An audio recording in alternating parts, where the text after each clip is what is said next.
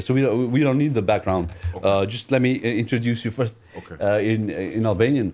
Okay, dëgjues dashur, një përshëndetje të madhe për këtë juve të cilët jeni të na ndjek përmes FM frekuencës 91.1. Dje ju kom paralajmëruar për që kena pas musafir në studio edhe me të cilët kena bëu muhabet pra për në fakt kena bëu muhabet për një profil të caktuar të lojtarëve që vinë me lut basketin. Edhe jo vetëm basket, po në përgjithësi adaptimin, klimën edhe këtë ato që vjen si paket me ta, po përveç sajna kena edhe menaxherin Nikon i cili na kallzon para shumë qysh është çaj transferim çaj udhëtim prej Shtetit Bashkuar, po edhe prej ekipeve tjera në Kosovë dhe qysh është klima në Kosovë, sa i përket lojtarëve që vinë në kryesim. Guys, welcome and good to have you here. Thank you. All right, just put the mic towards yourself, yeah? Right here. Yeah. Yeah, that's cool. That's great. Guys, welcome. Nice to have you here, and I'm glad you make it. Thank you. Appreciate that. So it's like I basically introduced and said I'm going to talk about the climate and the basketball. But first of all, what's your love towards basketball, and when it started? Like basically, what are your feelings towards basketball? My love for basketball pretty much started when I was young. Yeah. I would say about 11, 12. I love to watch basketball. I watch the NBA. Celtics. Just go in front. No. Just pull it up. Yeah, that's good. That's good. Like that? Yeah. There you go. The Celtics was my favorite team. Yeah. Growing up, and I didn't really start playing basketball until I turned 15. And when I made a transition to go over to the States, I was born in Canada. You were born in Canada? Yeah, Okay. Born in Montreal, Canada. So that's where I evolved for the 15 years of my life until I moved and transitioned to the United States, where I started playing basketball and also learning the English language. So you were French. Basically, it's your first language, yeah? Oui. Oui. Okay. Très bien. But I want to know is that how hard it is to play basketball, harder than in other places in the States. Is it harder? It was tough, for somebody that really wasn't that experienced. Yeah. And just coming and learn the game. It was really fast paced, so I had to adapt quickly. And when you're around a lot of hoopers, it's tough and it's competitive. So you have to kind of raise to that level of competition pretty fast if you don't want to fall behind. And it's like for a young guy like yourself. I believe you went there on your own and without the Right. family and everything. Is it hard? Yeah. Yeah, it's tough. It's tough, but anything in life that you want to do takes courage and hard work. So that's kind of the mindset I had going into it. Some days were harder than most, and some days you just kind of look back like, is this really what I want to do?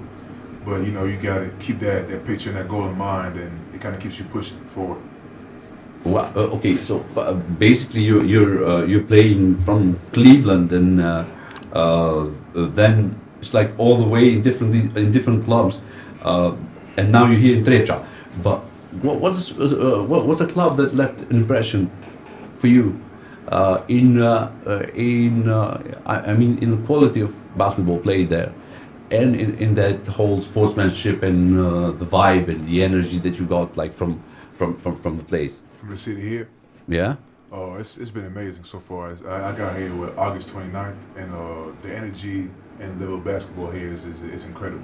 I didn't expect the energy to be so vivid, and we have a great fan base back over there in Intervistë, and I wasn't expecting that at all. What about the quality of basketball? You satisfied with that? In the league? Yeah, good competition. We have good competition guys, good group of guys too. It's competitive. Yeah. Definitely competitive. It's competitive. Yeah, exactly. Nico, how are you doing, man? I'm all right.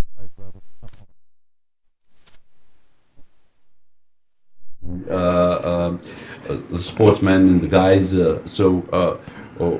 You travel around with your players and see the players and everything? Right. Well, for me, it's I run TAP Academy. TAP stands for Total Athletes Performance. Okay. I'm the founder and CEO, and of course, is a team, as a group of us, and what we do is develop young men. So we get them at a younger age, middle school, 13, 14 years old, 15, 16, we get them in. We try to bring them in early as possible. When the talent is raw, yeah. Right, the talent is raw, so we put in the work and just develop them through high school, and then from there we have relationships with universities out in the U.S.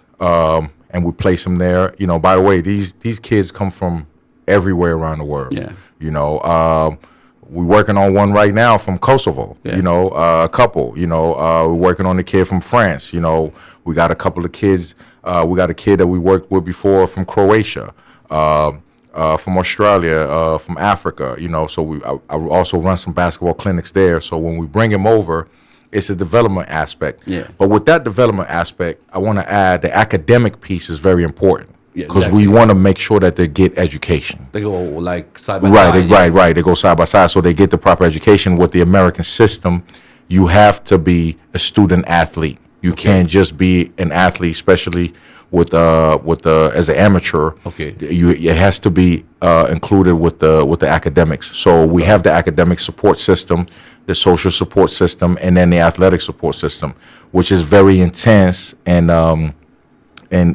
there's a lot of expectations in terms of work. So you know that's what we do, and this is one of our guys. Yeah, no, it's great. But I'm saying that it must be. It's not that easy for the guys, yeah, to go and travel places in completely different and unknown environments. Absolutely. And especially like the. I would say the societies that are not that open-minded and not that open in general. I'm saying, not just minded. Right. Well, you have that, and we've had guys that struggle also. Yeah. In the How past. can they? Yeah, this is what I want to. How they cope with it? Yeah. We have guys that struggle because you have younger guys that grew up in the U.S. and they're used to that environment. Yeah. And you have to tell them to a certain extent. Now that you're a professional. Remember, there's only 60 open seats available for the NBA draft. Every year. And you're right. And only really 30 of them are guaranteed. I see. So you're going to tell a young man that, okay, you didn't make it to the NBA, but you're still a professional. You can make it elsewhere.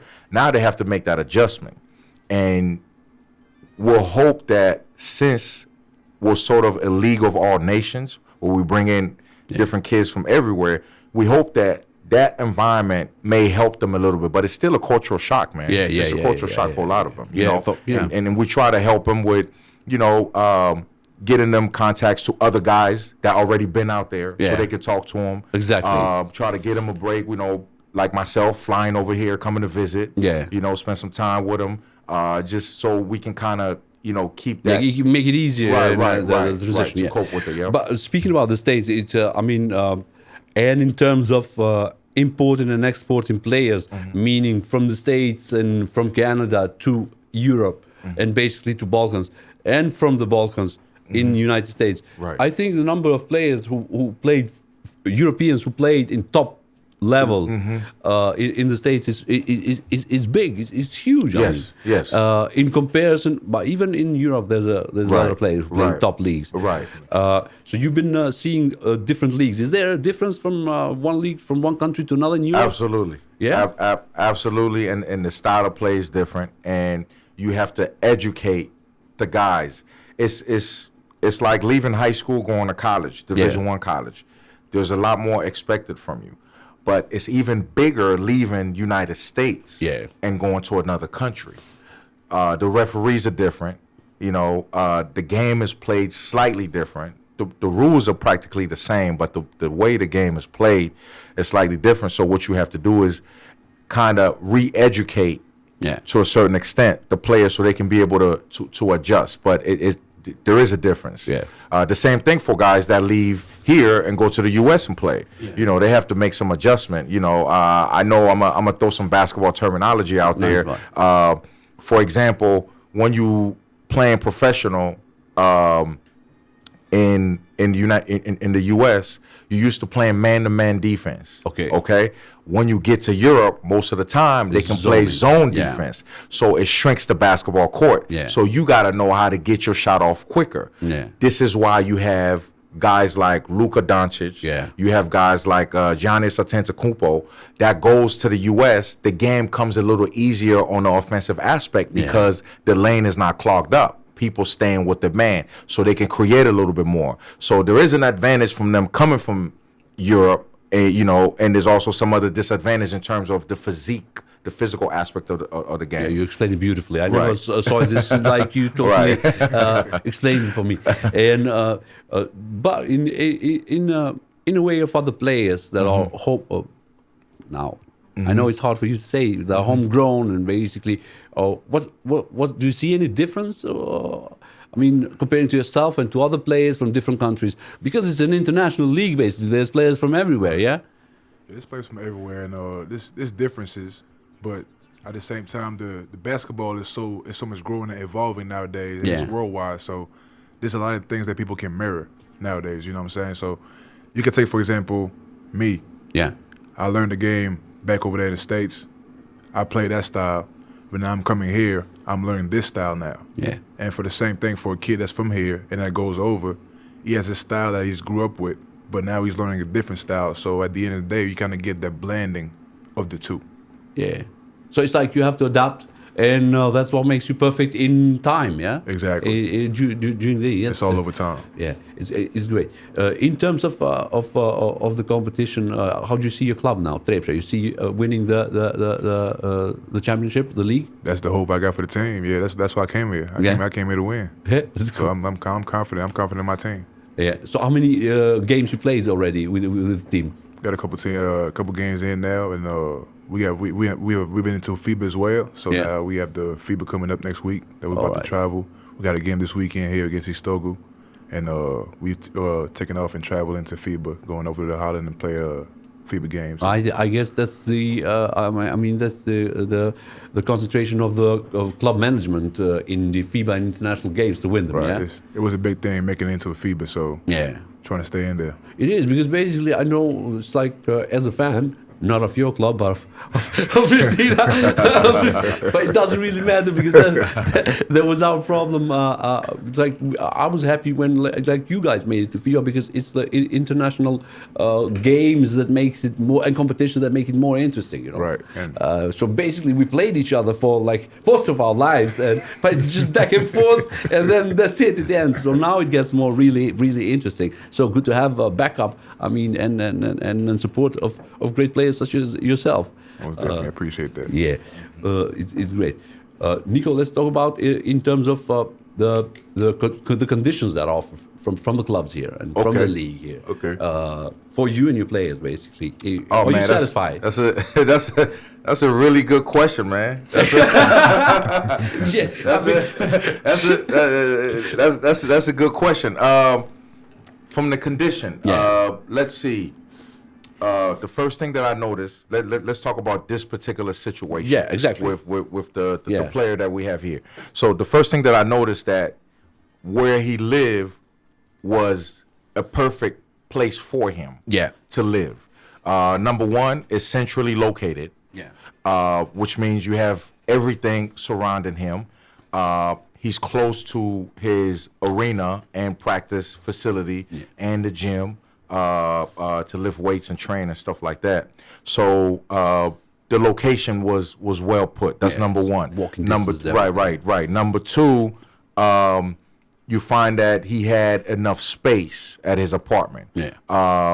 You know, us Americans, we usually say, you know, these Europeans, man, they have these little rooms and you know, these small kitchens. Everything is small. Everything is big in the States, man. Right. Even when I go to the gas station, I buy a little juice. It's like, what am I gonna do with this? This is 3 sips and it's done. You know. The apartment that he's in, not just that it's centrally located, but it's spacious enough. Okay. The room is big. He got a living room that's big enough. And everything is kind of sectioned off where, you know, even if he has guests over, he can still have his family visiting or whatever, girlfriend, stuff like that. Yeah. So it's real nice, and with that, he also have great food around him. Right. You know, it's not just McDonald's and things of that nature. So it's like real food.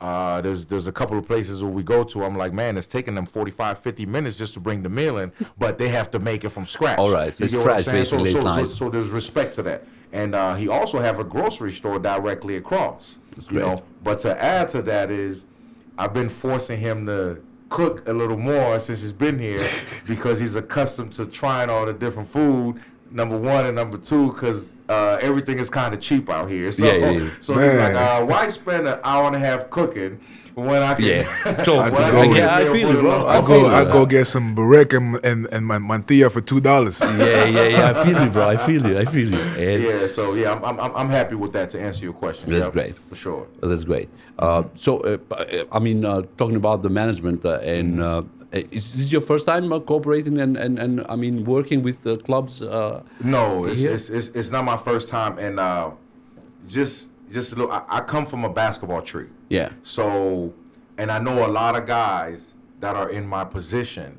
A lot of guys that I know, they didn't really come from a basketball tree. All right. They came from a business tree. Yeah. And they went ahead and did it. So whatever I don't know business wise is for someone else to handle. But as far as I'm concerned, I come from a basketball tree, so I look at things from a different perspective. Yeah. I look at it from a different angle, and it's not my first rodeo. I've watched my mentors get it done, and I was the one following them whenever they took trips and went out and did things, and I just picked up the baton and put it all together. Also, TAP, Total Athletes Performance, it's not just a standalone thing. See, we also work with other organizations. And I'm also affiliated strongly with an organization called Sports Mindset. It's based out of Brisbane, Australia. Okay. And I've been with them since 2010.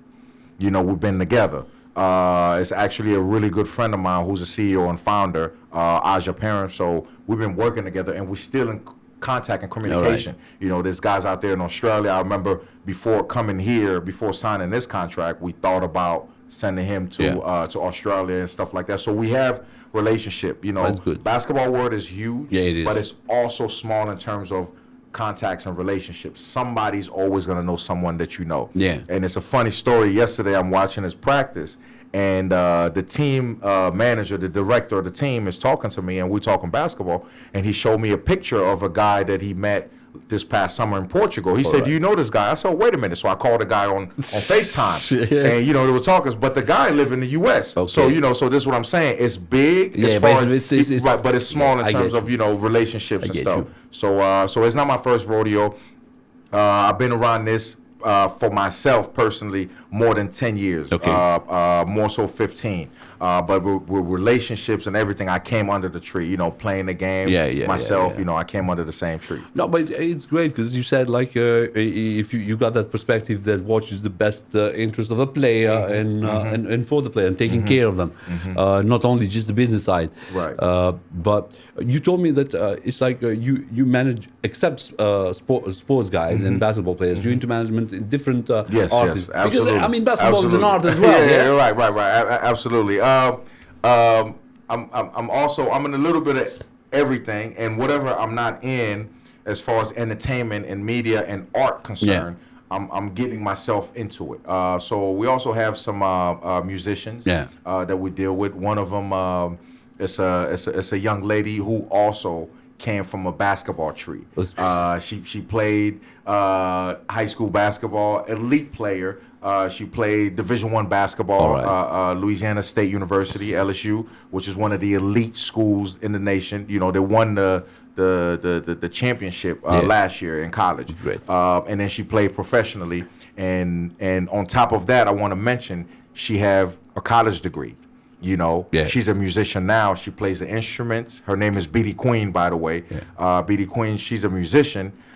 She plays the instruments. She has a college degree. She works with mental health children. Wow. That's her regular job. Some background. Man. Right. She works with mental health children, and she still does music, and she can do music in French, English, and Spanish. So we also are into that. So anything entertainment and media, you know, we also affiliated with other ones that are, you know, in Africa and all over. That's great. I mean, it's nice to have this openness and vast operational. Right. A little bit of everything. Yeah. But in terms of the city, how are you adapting there? Is it and another, like, because I don't want to like emphasize on the differences, but I want to emphasize on like the similarities that people around the world have. So except fun that you have with the cheap food and the cheap everything that is there, what about the social life? Do you have one? Yeah, I do.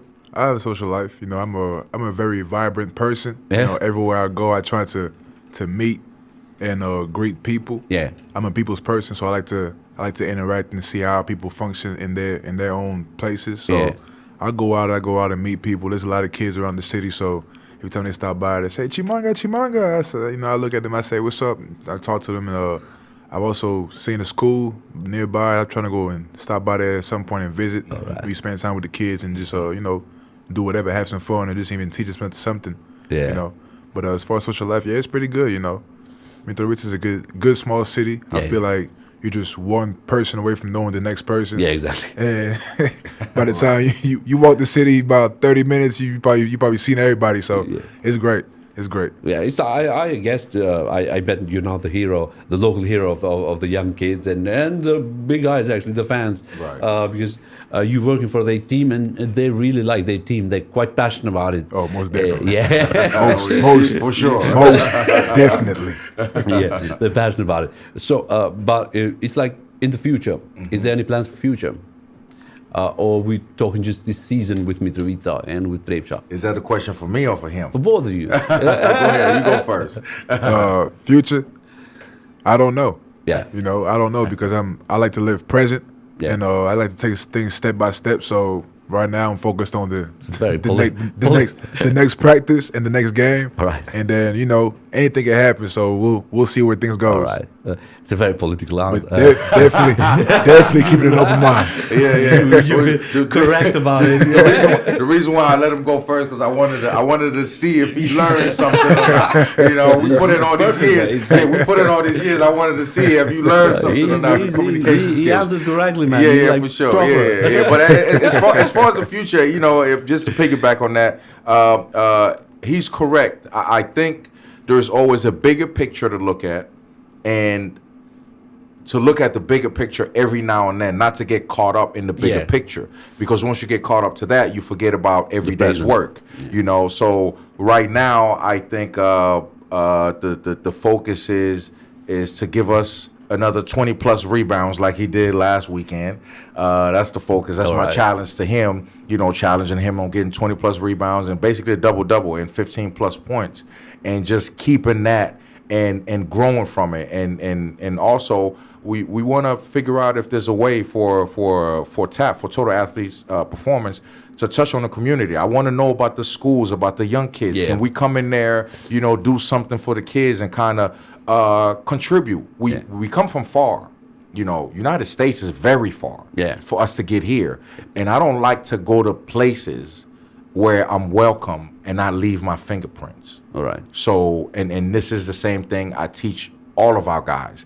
If we go somewhere, you must leave a mark. Yeah, exactly. Leave a sign there so they know, so they remember you just like you remember them. Yeah. It's business, what we're doing, but somebody had to open the door. Somebody had to open their arms. True. To hug us and to welcome us. Yeah. Into the country, into the city, you know, into the community, neighborhood. Right, the community. So we really appreciate that, and we're grateful for that. And if there's any way we can give back, we're more than willing to. Yeah. Yeah. That's great. Basically, I mean, especially the thing that you said, that you're trying to create, not just that cold business, transaction, transactional stuff, but basically, so any time or it's like you come back or you still have that love for the player and in general. Absolutely. So that's great. Okay, have I not asked anything that you want to say? I don't know. You go first. We let the youngsters go first. Okay, because I might forget or miss something. Right. I don't think there's anything that you haven't touched on. Mm-hmm. I think we spoke about everything around the subjects. Okay, so is it my go? Yeah, I think it's your go. If you got anything else you want to add, I think I'm good. I just I want to see the kids, man. You want to? Okay.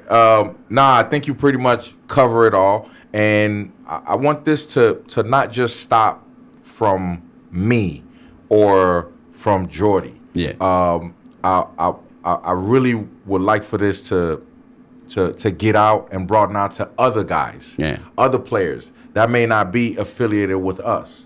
But that comes from abroad, whether it's France, Croatia, whether it is, you know, Africa, you know, even the U.S., to kind of share that, because they are real people. Yeah, exactly. And they can connect with the community, you know, and some of them may struggle, and it's you have to understand that. And we're just trying to create that bridge, you know. Right. Yeah. And I appreciate you welcoming us over here, for sure. You're always welcome, man. That's when we talked first, like you said, we kind of humanize the player, and because the guys are real people and real persons, and they do their best. They train like mofos every day.